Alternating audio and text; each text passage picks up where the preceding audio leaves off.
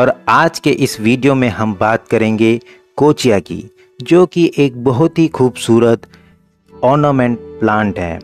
दोस्तों, अगर अभी तक आपने चैनल सब्सक्राइब नहीं किया है तो इसको सब्सक्राइब करें और बेल आइकन को हिट करें। दोस्तों, सबसे पहले हम इसकी बात करते हैं जो साइंटिफिक टर्म्स हैं, यानी कि जो इसका बॉटनिकल नाम है वो है बैसिया स्कोपरिया। और दोस्तों, जो इसका मूल निवास है वो है यूरेशिया। मुझे बताने की ज़रूरत नहीं है कि यूरेशिया क्या है, लेकिन फिर भी बता दूं कि जो यूरोप और एशिया का जो कॉन्टिनेंट है तो उसको मिला के बोला जाता है यूरेशिया। तो ये उसका मूल निवास है। अब मैं स्पेशलिटी अगर इसकी बात करूं तो देखिए, अगर नॉर्थ अमेरिका में ये जो प्लांट है, हमने तो इसको देखिए पॉट में लगाया है, लेकिन वहाँ जो ये नॉर्थ अमेरिका के जो कुछ एरिया हैं वहाँ पे जो बड़े बड़े ग्रासलैंड्स होते हैं तो वहाँ ये लगाए हुए होते हैं, वहाँ होते हैं और बहुत ही खूबसूरत लगते हैं।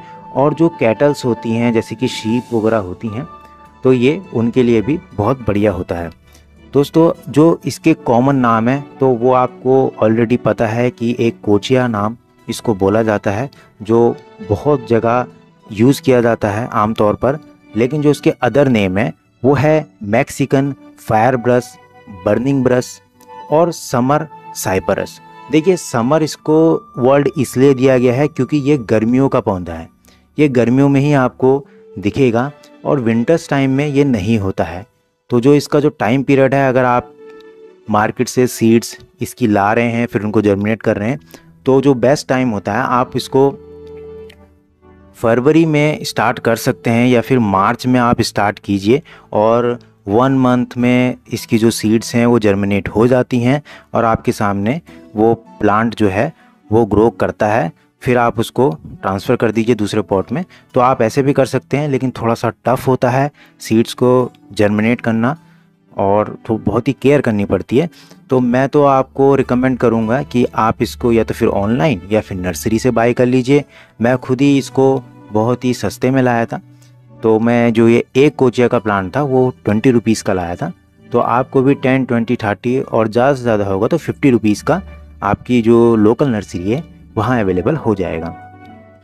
और दोस्तों, जैसा कि मैंने आपको बताया कि ये ऑर्नामेंट प्लांट है, हरा भरा रहता है। तो समर में ऐसा नहीं है कि आप इसको बाहर रखेंगे तो ये इसकी जो लीव्स हैं वो जल जाएंगी धूप से, ऐसा कुछ नहीं होता है। इसको आप बाहर ही रहने दें। हाँ, इसको टाइम टू टाइम पानी ज़रूर दें और ये हरा भरा ही रहता है। ऐसा नहीं है कि ज़्यादा धूप है तो ये इस पे कोई इफ़ेक्ट पड़ेगा, क्योंकि ये है ही समर का प्लांट। दोस्तों, अब देखिए इसकी जो हाइट देखिए आप, तो अभी ये छोटा है क्योंकि मैंने कुछ टाइम पहले इसको बाय किया था और एक ये मीडियम साइज़ पॉट है। लेकिन जितना मुझे लगता है कि मैं हर साल इसको लगाता हूँ तो उस हिसाब से ये ज़्यादा से ज़्यादा 1.5 फुट ग्रो ज़रूर करेगा। लेकिन आम तौर पे ये कहा जाता है और होता भी है, ये 5 फुट तक ग्रो करते हैं। दोस्तों, देखिए कितना खूबसूरत लग रहा है दिखने का। अब इसके बारे में मैं आपको कुछ इंटरेस्टिंग चीज़ें बताता हूँ। देखिए दोस्तों, ये वर्ल्ड वाइड तो है ही, यानी कि दुनिया में ये हर जगह आपको अवेलेबल हो जाएगा। और अगर मैं स्पेशली बात करूं जापान की, तो वहाँ इसकी जो सीड्स हैं वो रेस्टोरेंट्स में, होटल्स वगैरह में यूज़ की जाती हैं। यहाँ तक कि घर में भी उनको यूज़ किया जाता है और फूड गार्निशिंग के लिए ये यूज़ किया जाता है। यानी कि जो फूड होता है जो वहाँ सर्व किया जाता है तो उसको सजावट के लिए यूज़ करे जाते हैं। और उस वर्ड का जो नाम यूज़ किया जाता है वो टोनबरी यूज़ किया जाता है। देखिए टोनबरी, ये टोनबरी है क्या? टोनबरी देखिए फूड गार्निशिंग एक शब्द है जो कि वहाँ के होटल्स या रेस्टोरेंट में यूज़ किया जाता है। अब क्यों? क्योंकि देखिए इसके जो सीड्स होती है वो लगभग जो है मैच करती है किससे? कैवियार से। अब कैवियार क्या है? देखिए कैवियार क्या है, ये मछली के अंडे होते हैं, फ़िश के एग्स होते हैं, जो कि देखिए हर फिश के जो एग्स हैं उनको कैवियार नहीं कहा जाता।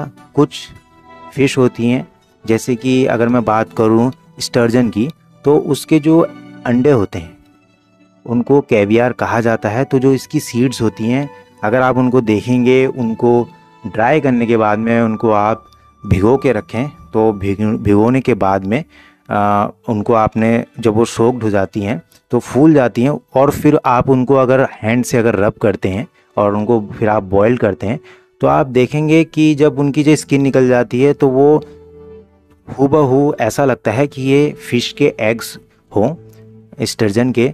तो इस वजह से जापान में इसको खाया भी जाता है, और यही वजह है, जैसे कि आपको पता है वहाँ सी फूड बहुत यूज़ होता है, इसलिए उसको वहाँ यूज़ कर देते हैं।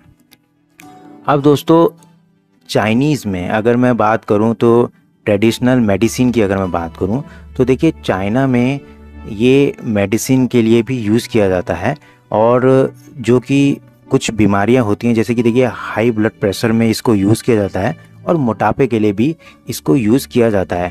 ये लेकिन ट्रेडिशनल है, यानी कि ये नहीं है कि आप देखें कि हर जगह में, लेकिन पहले की अगर मैं बात करूँ तो इसको यूज़ किया जाता था एज आ हर्बल मेडिसिन के लिए। दोस्तों देखिए दुनिया बहुत बड़ी है, तो एक नाम है, आपने सुना होगा, बहुत ही खूबसूरत जगह है, और वो है सर्बिया। देखिए सर्बिया में इस प्लांट का एक यूज़ किया जाता है, और वो क्या यूज़ किया जाता है बहुत ही अच्छा है, और वो ये है कि जो ये प्लांट है ये झाड़ू बनाने के काम किया जाता है। यानी कि जो झाड़ू है हमारे सबके घर में होता है, तो वहाँ इस प्लांट का झाड़ू भी बनता है। तो यानी कि ब्रूम्स बनते हैं, तो वो झाड़ू, ये जब ये प्लांट थोड़ा सा ग्रो कर जाता है, बड़ा हो जाता है, तो इसको काट लिया जाता है, और इसकी जो स्टेम होती हैं उनको टाई अप करके इसका झाड़ू भी बनाया जाता है। और ये आप देखेंगे वहाँ के जो कुछ गांव हैं, गांव के एरिया हैं, यहाँ तक कि शहर के क्षेत्र में भी इसका यूज़ बहुत किया जाता है।